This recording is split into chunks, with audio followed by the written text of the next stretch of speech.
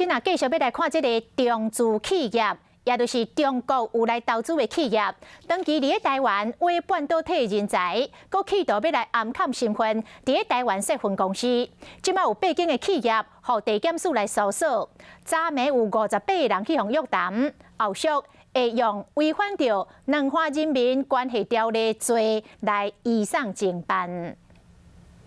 郭总要不要澄清一下？用15班高保为地检署行出来，中国朱立雄财务长郭彦辰看到媒体拢去点点，颠倒是伊的朋友，警告媒体袂当刊报纸。不能上报，如果这样我会告你们哦，知道吗？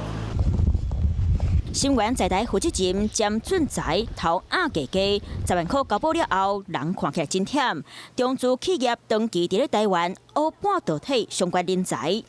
包括台北、士林、桃园5个地检署，总甲8间企业发动搜索，包括台北中兴微电子、新源含硅谷、桃园碧芯公司，甚至专心制作朱立雄含印芯公司，到台中开一航公司，拢总58人互约谈。这个中国企业暗砍因的身份，伫咧第3、第4公司，佮用外资名义来到台湾做，那点点伫咧学台湾科技公司的人才，佮锁定半导体、电动车的产业。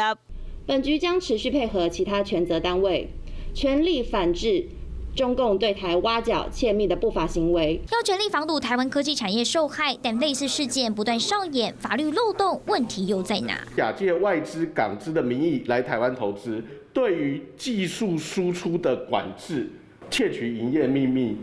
的相关规范也是不足。不过第3个部分，行政院已经在亡羊补牢，提出修正草案。因为高科技产业是台湾经济龙头，半导体搁伫咧国际真有名，就惊咱的机密会互偷摕，政府一定要严格查办。